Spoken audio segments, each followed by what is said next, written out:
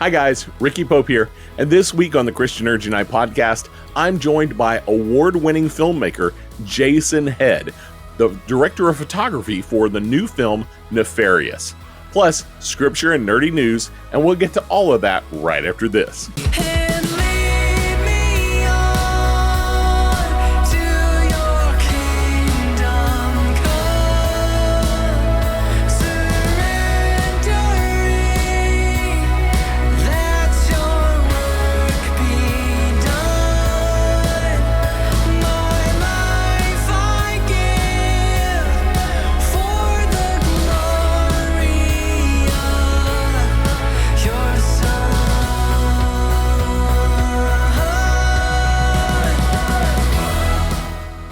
Thanks so much for joining me this week. We have a huge announcement that's coming up soon. Look for it on Star Wars Day, May 4th. Make sure you check out the website, YouTube channel, and our Facebook page and group. I can't wait to share it with you. We will hear more about that on May 4th. This is what some people call Holy Week this week, between Palm Sunday and Easter Sunday. So let's start with some scripture with that in mind. Matthew 27:45 through 54. Now from the 6th hour there was darkness over all the land until the 9th hour. And about the 9th hour Jesus cried out with a loud voice, saying, Eli, Eli, lama sabachthani. That is, my God, why have you forsaken me? And some of the bystanders hearing it said, this man is calling Elijah. And one of them at once ran, took a sponge, filled it with sour wine, and put it on a reed, and gave it to him to drink. But the others said, wait, let's see whether Elijah will come to save him. And Jesus cried out again with a loud voice, and yielded up his spirit. And behold, the curtain of the temple was torn in two, from top to bottom. And the earth shook, and the rocks were split. The tombs were also opened, and many bodies of the saints who had fallen asleep were raised. And coming out of their tombs after his resurrection, they went into the holy city and appeared to many. When the centurion and those who were with him, keeping watch over Jesus, saw the earthquake and what took place, they were filled with awe and said, truly this was the Son of God. So this Friday, we commemorate the crucifixion and burial of Jesus. The disciples were scattered and confused by what was happening, even though he had shared with them previously what was going to happen. Jesus, God's only Son, willingly laid down his life as a perfect sacrifice for all of our sins. One final sacrifice to replace all the imperfect sacrifices that had come before. I pray that each of us will spend some time this weekend contemplating what Jesus did and what it means for us. But remember, as dark as this moment was, Sunday is coming. Before we get into our interview, let's do some nerdy news. Dungeons & Dragons Honor Among Thieves took the top spot at the box office this weekend with $38.5 million domestically, coming in well above estimates, and with $71 million globally. Second place goes to John Wick Chapter 4 with only $28 million. That's a massive drop over its opening weekend. And the big surprise for the industry was His Only Son taking third place. A crowd-funded, faith-based film on the life of Abraham and his willingness to sacrifice his only son from the same studio that makes the Chosen series. This story is one that mirrors God's sacrifice of his only son, Jesus. Good faith-based films are seeing a resurgence from what I'm seeing. And I hope you will agree with that after you hear our interview today and our interview next week with Christian filmmakers. Those that really like the Disney live-action remakes of animated movies will be excited to hear that Dwayne Johnson has signed on to reprise his role as Maui in the live-action remake of Moana. Johnson is quoted as saying, I wear this culture proudly on my skin and in my soul, and this once-in-a-lifetime opportunity to reunite with Maui inspired by the mana and spirit of my late grandfather, High Chief Peter Mavia, is one that runs very deep for me. The film is just starting development, and we don't yet have a release date for it, but it sounds like this could be a good one. Now let's dive right into our interview with filmmaker Jason Head. Jason Head, it is so great to have you on the Christian Nerd Unite podcast today. Thank you, Ricky Pope. For those who are not familiar with Jason, Jason is a director of photography and a director award winner as well. You've done tons and tons of things, and two of my favorite are actually, you were the director of photography on my two short films. One of them is behind my head right here, Semi-Social. But Jason, tell my audience who Jason Head is. So Jason Head is I don't like to call myself a cinematographer. I don't like to call myself a director. But I do cinematography and I direct. Cinematography for commercials, some narrative work, and direct documentaries, produce and direct documentaries. The last 3 years, I've been doing a little bit of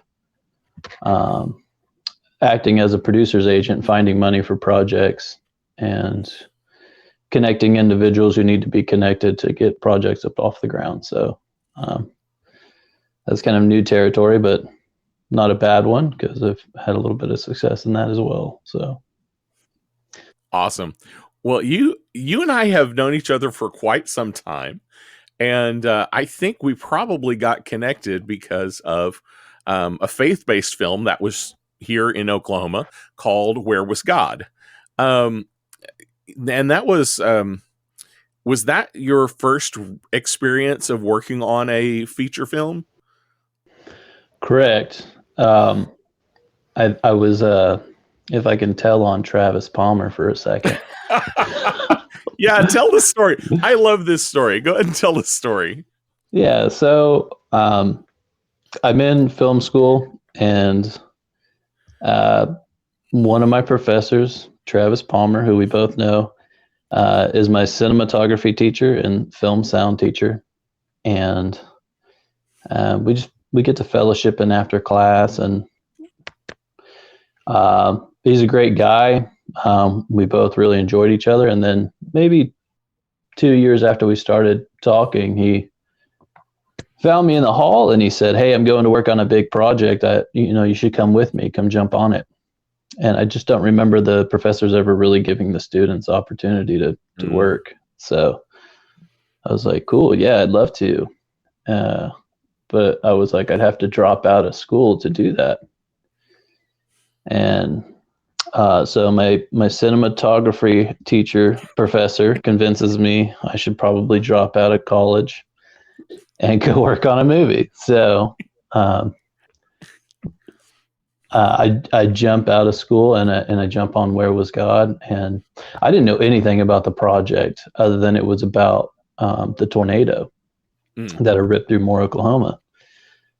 Knew nothing about it whatsoever. And the first day on set, I'm it's a doc, so we're all kind of doing everything. I'm setting up lights with Travis, and he puts me on audio to monitor, and it was the McCabe's. Oh, okay. That was your first shoot? Yeah, and I had no idea what I was about to listen to. And it was the day they were describing. Such a heart-wrenching story. And I was trying not to cry. And I was like, what did I just sign up for? And it ended up becoming probably one of the most significant pieces of film I've ever worked on. And also one of the most insightful, because I knew in film school I wanted to go into documentary filmmaking.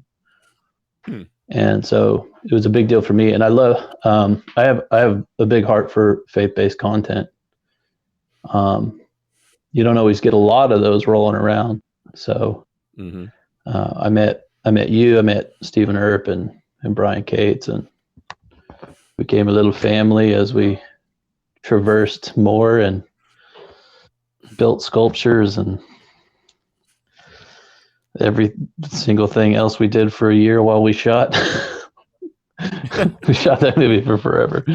So, and then I eventually became the assistant editor on that, and I worked with Don Stevens. The guy's just a editing phenom, and Absolutely. and yeah, so I got in the post, and yeah, and that kind of launched me into working in the industry, and Brian brought me on to Skit Guys and did everything I could on Skit Guys, and then just kept going. Ended up figuring out how the film industry works, and always being in love with the idea of directing documentaries and doing cinematography. But it took about 5 years of, gripping and key gripping and gaffing to kind of get into that position. So very cool. Now you went out to California and ended up directing a documentary out there as well. That kind of was your story, wasn't it? Yeah. So that was interesting in itself. I think the stories behind the stories I actually do are a little bit better than the actual stories themselves. Yeah, so the film industry in Oklahoma was figuring out what its tax incentive was going to be. So absolutely, we did I Can Only Imagine, and for about 3 years after I Can Only Imagine, it was really dry in the state for work. So I got an offer after we did Unplanned to come out to California. And so we took the opportunity to move out there, and we moved to Redding. And Redding is in like a little horseshoe mountain range. And so this would be the north part. If you go south for 10 hours, you hit Los Angeles. And we get in the U-Haul. I have my wife and my kid, and we're driving for 3 days. We get up over the mountain range. People are zooming past us super fast, and I'm like, dude, people in California, they drive fast. And as soon as we top the mountain ridge and we look out, the entire city's on fire. And so confused, I called the person I was staying with, a guy named Daryl Lefevre, supposed to be staying at his house. And I said, hey, your city's on fire.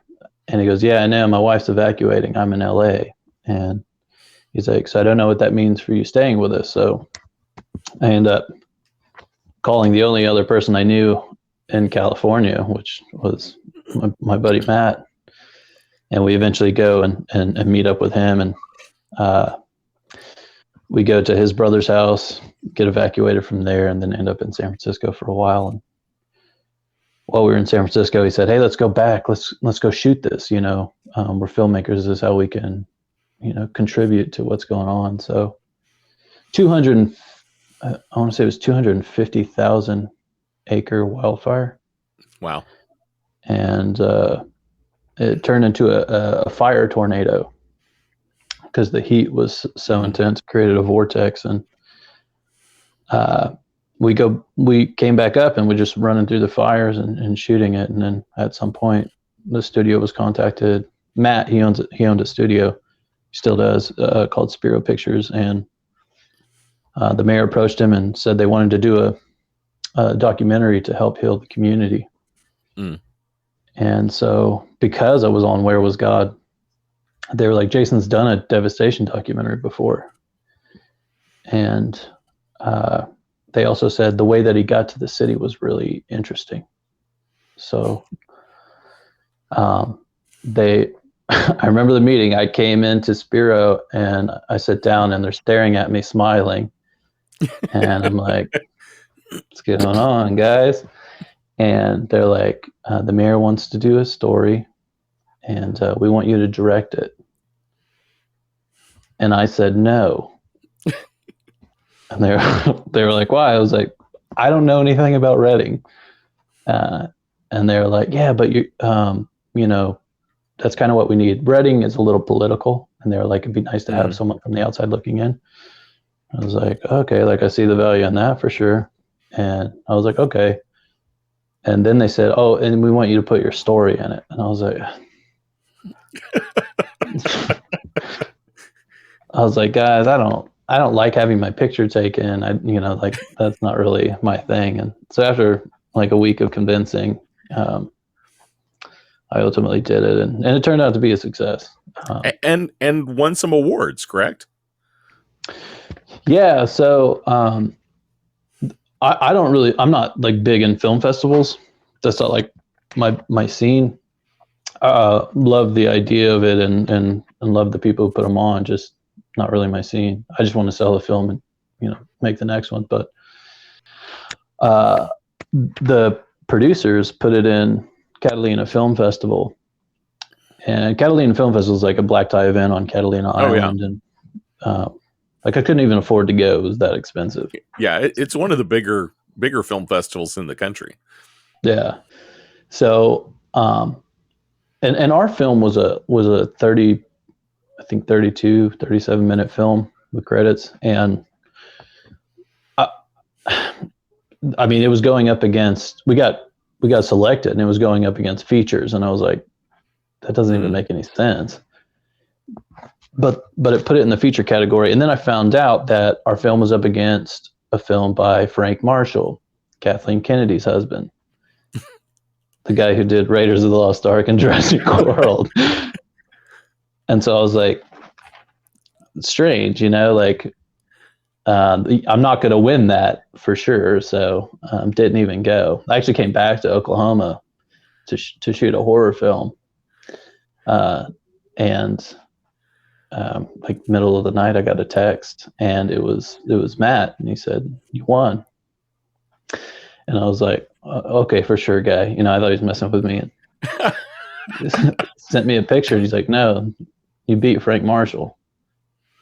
I was like, "No snap, dude." I was freaking out a bit. I was like, "There's no way I should have won that for my little fire documentary," but it won. Sorry, Frank Marshall. I didn't even think that was going to happen. So if you watch Christian Nerds Unite podcast, I'm sorry.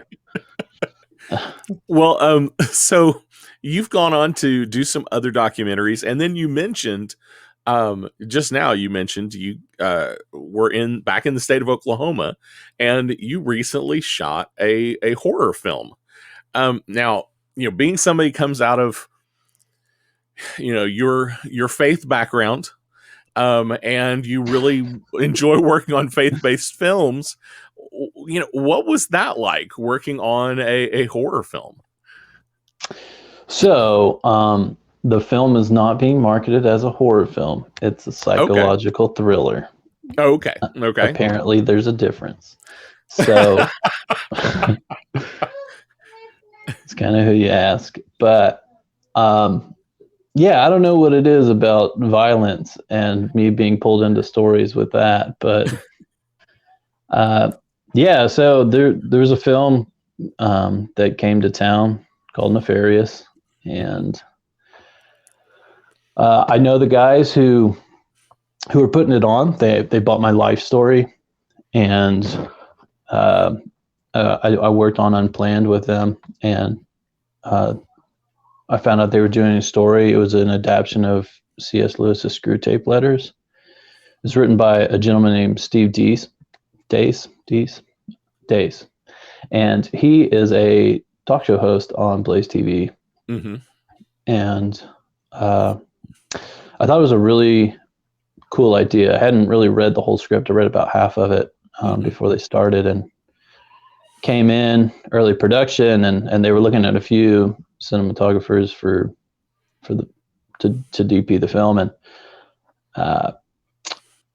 my name was in the hat, and I was kind of like, I haven't done anything this big.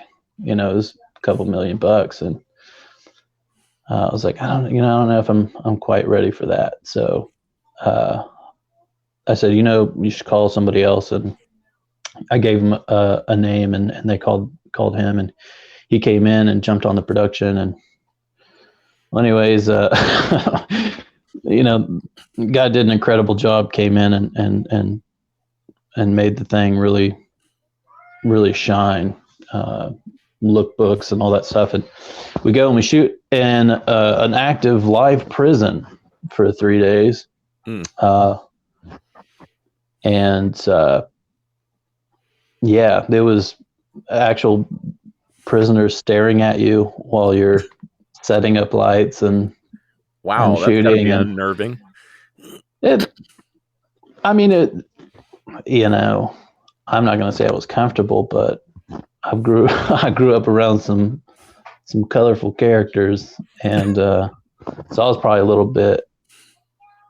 more at ease than most. And yeah, we shot there, and then on the fourth day it was a Monday, returning off the end of the week, and apparently there was a strike. Now, I know what unions are and kind of the idea of them, but I've never been involved in a union strike. So I showed up for work, and I think like 85-90% of the crew was gone. Wow. And I was super confused as to what the next step was. And so I don't know at what point, but the production ended up continuing, and somewhere in that they pulled me in the office and they said, we'd like you to be the new DP. And for those who may not know that term, what is a DP? So director of photography. So yeah, pretty much the guy in charge of all of your camera department and grip and electric department. And so you make it look the way it's going to look. Essentially, yeah. You're kind of the main visual guy. Yeah, you kind of bring the director's vision, you bring it to the screen with camera work, lighting, grip work. You work with all the other departments to kind of carve out like scenic, how it's going to break down the colors and stuff that you use on your sets and whatnot. And it's a very technical job. It's probably the most technical job on set. And I was a little confused when they asked, because I was like, man, I thought I already said no to this, and now it's here it comes again. And so I was kind of like, hey, I didn't want to do this before there was a union strike, and so I'm gonna have to go pray about this and call my wife and figure some stuff out. So yeah, and I actually called the original cinematographer, the DP, and I talked to him and just kind of said, hey, I love you, like this was something for you and they're moving forward type stuff. So so I made sure I didn't, I did the best with the situation that I had, and tried to honor, the original guy despite the situation. And then I came back in the office and I said, okay, I think I'm good to go. And they said, great. Here's a script. You have 2 days to prep for 80% of a film. And I was like, I didn't even think about that. So I read the second half of the script and I instantly fell in love with it. I was like, this is a really powerful piece. And the story kind of really hits on the idea of demonic possession.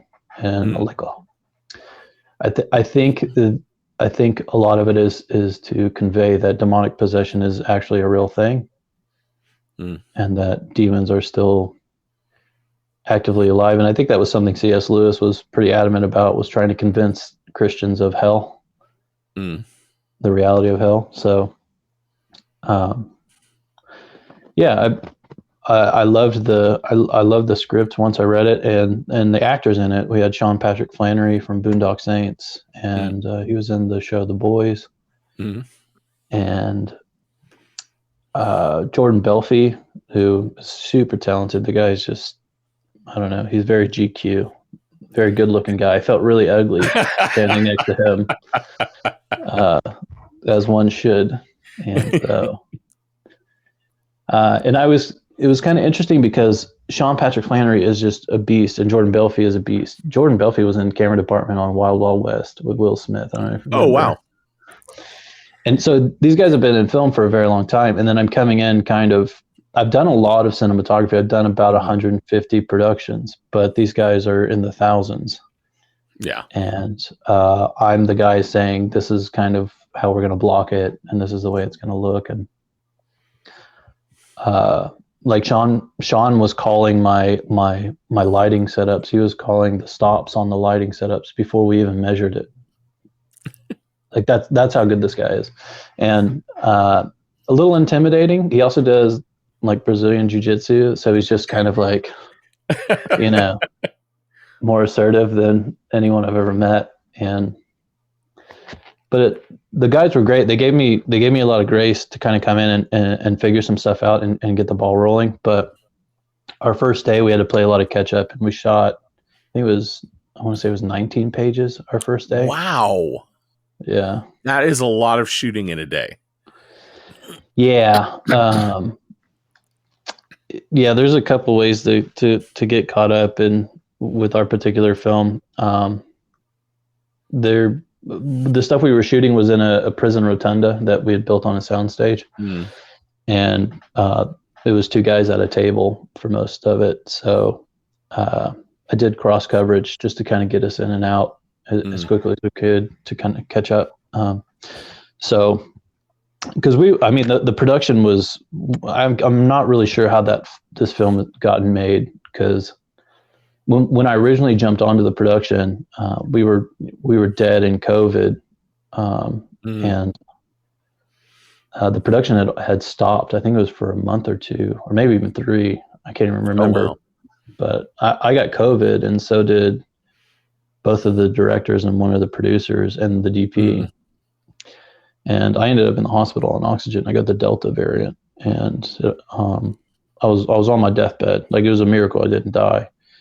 And the rotunda was built on the sound stage, and it was just basically collecting rent, and we weren't shooting. So I think it was like $600,000 worth of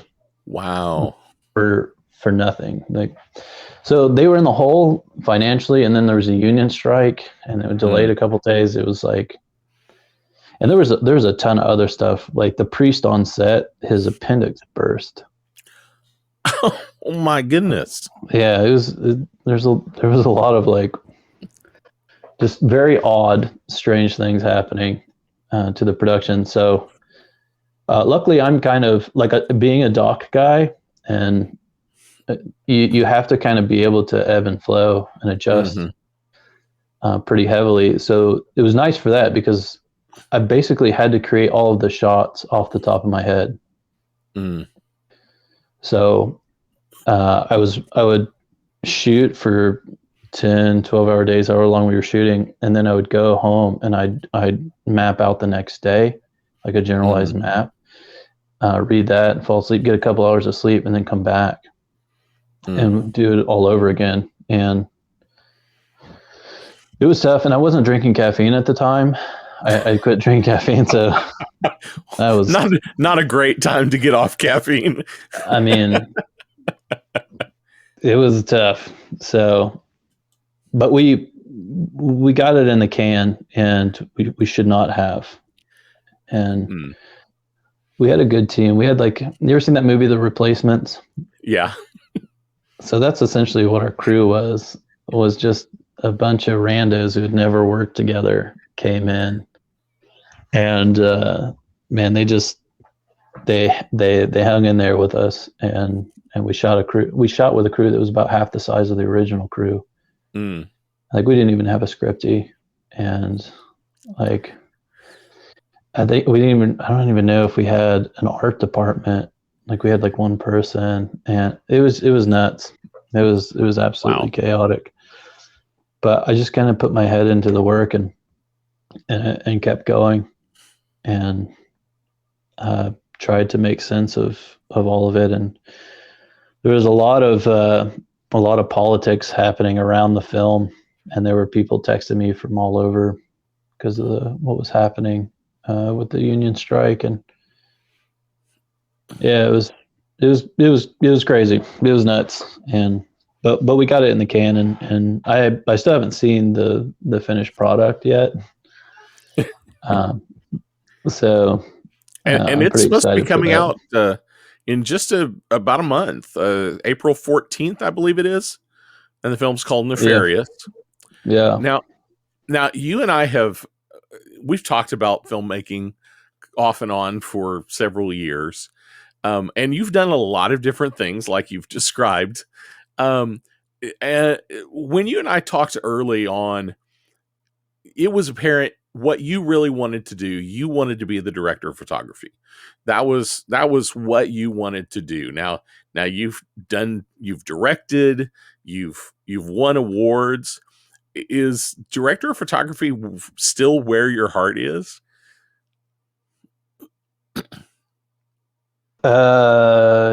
yes. Depends on the production. Um, so cinematography as a whole is kind of cruel, honestly. Hmm. And because I've produced and directed a lot for the last 5 years, I realized cinematography is something you always have to study for it because there's Hmm. technology is always changing, and then someone Hmm. finds like a new theory, or there's like, Alexa comes out with a new camera and it's the color science on it is just vastly different. And Hmm. they're not huge changes, but you're also like one of the biggest parts of the budget. Hmm. So the stuff you really want to shoot with, one, it's hard to get your hands on, or it's really expensive and your budget's actually this. So you got to pick, do I want to shoot on a Alexa Mini and shoot on, Rokinon Zines, or do I want to invest in all my glass and shoot on a Sony FX3 or something, There's, you never actually, it's never actually what, I mean, unless you're Roger Deakins, it's never actually what you want it to be. And to even get to that point, you have to do a lot of productions, but you're also sitting around waiting for someone to give you a job, or Hmm. networking like crazy to try and get a job. So Hmm. it's very stressful. And I realized like I wanted to be able to tell stories I feel like should be told. Hmm. And there's movies like, you ever watch a movie and you're like, how did this get funded? Yes. Who Yes. who gave this money? I kind of, there was a point in my career where I was like, I feel like I'm I could tell the story just a little bit better if I had a little bit more control over the story. Hmm. And the next step in that would be obviously directing. Right. And so the best stuff that I created was actually what I directed. And I realized there might be something I should really pursue in there. So I got kind of serious about it, and then popped off my first feature length called Fighting for Daybreak, which Hmm. is on Apple TV. You can go watch it on Apple TV, Amazon Prime. Shameless plug. Uh, and there's an element, and it was something I really saw in two people, and that was Travis Palmer. I saw how a person can really marry themselves to a story and allow it to change them and affect them, Hmm. and they can wrestle with concepts and then bring that to an audience, and it can begin to heal them. And I thought that was really special because I remember growing up, and my dad was always kind of like a stressed out guy. He's just kind of a high tension person, but he would laugh like crazy and get really excited when he'd watch old black and white movies and mobster movies. And I realized like film can bring dead people back to life. It can heal hurting people. Stories can do so much. And I wanted to be a part of that. I feel like it was really special, and I couldn't find anything better to do with my life than to help people feel alive again, and to heal, and to cry when they need to cry, or laugh when they need to laugh. I thought that was just a wonderful. I couldn't find anything more significant to do with my life than to tell stories. So, and then the second person was Brian Cates. Watching Brian Cates do what he does is kind of magical, because he doesn't just do one thing. Like he knows all of it. Like he could shoot an entire movie by himself. Not that he would want to, but he could if he wanted to. And he's always questioning why something is the way that it is. And it was kind of like watching, I don't know, if you had a Roger Deakins in Oklahoma, or, what's another person that's really good at their job? Spielberg, watching someone so intentional about what they're doing. It was kind of inspiring to say, like, that guy gets it, and that guy has done his homework, and he cares. And also the way that both of those people treated their crew. Because you get onto a lot of sets and you're treated like a rental car, because that's how they view you, is you're here to get us from point A to point B. And your personality and all that stuff is very minute in the grand scheme of things. And they're there to get a movie in the can and win some awards. And, it's a stepping stone in their career. I felt like that was just disingenuous. And I was like, if I have the ability to lead a crew, I don't want them to feel like that. And so it was really watching those two people pretty early in my career and saying, I think I want to create some culture around set, and I want to tell stories where people can live again. Or people can just, have a moment where it's a bit pensive and reflective.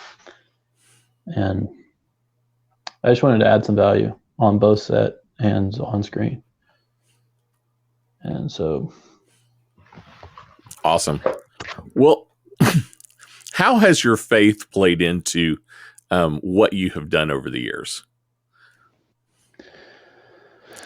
Oh, geez. I have not choked people to death on set because of Jesus. So that's good. No, I think there's a really cool story. So when I went to OCCC, Oklahoma City Community College, Gray Fredrickson was the film business teacher. He just passed away. God bless him. He was actually in the in memoriam on the Oscars this year. Oh, wow. Yeah. I didn't even see that. It probably would have made me sad. Yeah. I'm glad I didn't watch that. He was like most Oklahoma filmmakers, he made a big impression, because he's such a kind-hearted person. He cared. He saw you. In his film business class, the students were asking, what's some advice you can give to, new filmmakers going into the industry. And I don't know if I should say this, but he said, never work with Alec Baldwin. And that was some really good advice, especially being a DP. But then, I know, right? I might have to cut that. Cut it out, 100%. That may be just a little too far over the line. Spicy, a little spicy. I want to keep advice. I want to keep that clip. I want to keep that clip. But wow. It's not funny. It shouldn't be funny. It's very tragic. But wow. He said another thing. He said, the greatest thing you can have in the film industry is leverage. And I felt like, yeah, in Hollywood, that's probably the case, Mm. but I don't want to necessarily be involved in the culture of Hollywood. Mm. So I think if I was to remix that into something that's a little bit more grounded in biblical truth, I think the greatest thing you can have in our industry is relationship. Mm. And Travis Palmer and Brian Cates understood that very well. And so I said, I want to be really good to people because I don't know that you can get a lot of that in our industry. Mm. And it's not even like an advancement thing. It was like, I believe like the film industry is my mission field. It is I mean, you get a lot of outcasts, you get a lot of insecure people, you get a lot of Mm-hmm. people just searching for meaning, searching for something, deep. But most of what our carnal minds can come up with is fame and money. And Mm-hmm. there's a lot of broken people. And I was like, man, I think if I can just go in there and hug some people on that 11th hour, serve well and try and be good to people as much as I possibly can. And hopefully there's an opportunity to kind of share the gospel and really love people well. I think that's Gray's ultimate message, is that, being someone's guy, because that's how it was for him. He got into the industry by being Clint Eastwood's guy. Mm. Yeah, he made the good, the bad, the ugly with Clint Eastwood before he was famous. And Clint said, "Come to Hollywood with me, man. Like, we'll go shoot some stuff." And that's how Gray got in, was he became someone's guy. And they're dudes who loved each other, and they ended up making movies together. And so that's kind of my big ambition. I know there's like a lot of things you can win in this industry, like Oscars and Emmys, but I think my ultimate goal is possibly to make movies with my friends the rest of my life. Wow.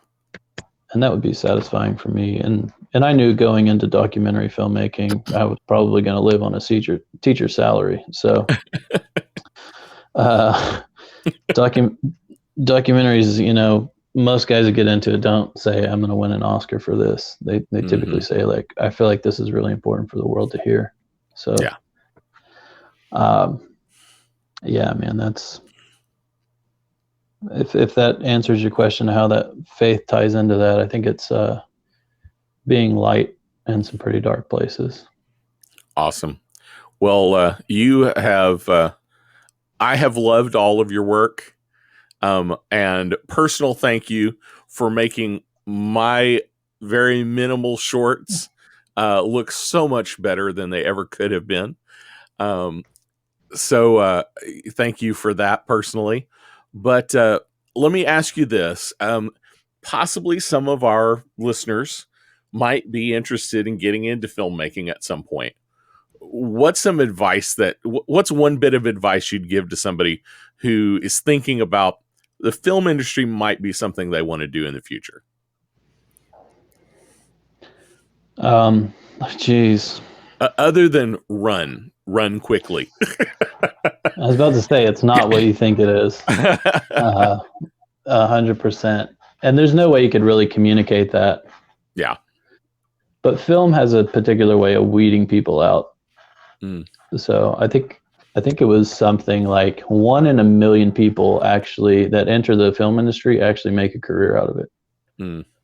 1 in a million. So, and you get like when I went to film school, my head wasn't really in the clouds. I had done photography for a while, and I'd actually acted in a feature film, and I had more screen time than anybody else in the film. So I'd done a bit of work.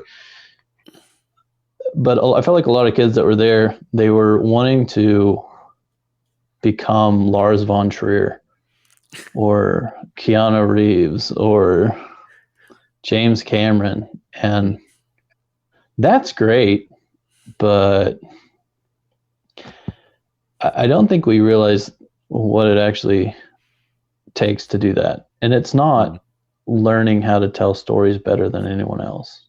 That's not what that's. It's kind of like who doesn't flinch and who can be consistent and sacrifice more than anyone else. And that's probably the people that will make it. Mm. So if you're wanting to go into the film industry, I'd say make sure your character, that you really put as much time into your character as much as you do put it into learning your craft. Mm. Because it will chew you up and spit you out, especially if you have the wrong intentions. Mm. Not only will it chew you up, but it'll also overtake you. Mm. Because lights are attractive and cameras are attractive and money is attractive. And I've been offered a lot of gigs to do stuff I would never morally agree to. Mm. And I've been offered a lot of money to do stuff film wise. And at the end of the day, you really need to know what's important for you, especially as a faith-based filmmaker, because 90% of the stuff that's made in this world doesn't agree with what's inside of you. Mm-hmm. So I'd say stick close to the Lord, listen to the Lord, do whatever he tells you to do. That's what I did. And trust him. And don't feel like you've got a better plan, because you don't. And love everybody, man. Even the people who are really tough. Even the transpo guys, man. Just they're so difficult, but love them too. Love the PAs, dude. Serve everybody. Do that, and you'll do well. You'll do well. And most people get hired because of trust, not because they're talented. And if people like you, and you make those 20-hour days a little bit brighter and better, I think that goes a really long way for opportunity. Awesome. Any last words for us before I let you go? So if you guys want to check out the newest film I worked on coming out, Nefarious, you can go to whoisnefarious.com and check that out. And if you'd like to see Fighting for Daybreak, you can find that on Apple TV and Google Play Movies and Amazon Prime. But yeah, you can see. And if you'd like to see Stronger Than Car, the fire documentary that I made, that's also for free on YouTube. Awesome. Well, Jason, it has been a joy having you on the show. Thank you so much, and thank you for being my friend over the past few years. I'll collect a check later. I'm just kidding. Love you, Ricky. It was great connecting with Jason and talking about filmmaking. Jason has been a good friend of mine for many years. Don't forget to check out the links down in the show notes below and go see Nefarious on April 14th. Well, that's all I have for you today. Don't forget to like, subscribe, follow, click all those links down there. That way you'll be informed anytime we put out new content. And you can find all of our social links to our YouTube channel, and to our online store at ChristianNerdsUnite.com. If you enjoy the show and really want to help even more, consider becoming a Patreon. We've changed all of our Patreon levels last year, and every level has some great benefits and makes a huge difference in the kind of ministry we're able to do outside of the show. Supporters will also get to hear exclusive stories of believers we're serving around the world through our ministry partners. To check it out or to partner with us, go to patreon.com/ChristianNerdsUnite or ChristianNerdsUnite.com and click on the support menu. Before you go, I do want to leave you with this blessing from Romans 15. May the God who gives endurance and encouragement give you the same attitude of mind toward each other that Christ Jesus had, so that with one mind and one voice you may glorify the God and Father of our Lord Jesus Christ. We'll see you next week. Blessings. Hey.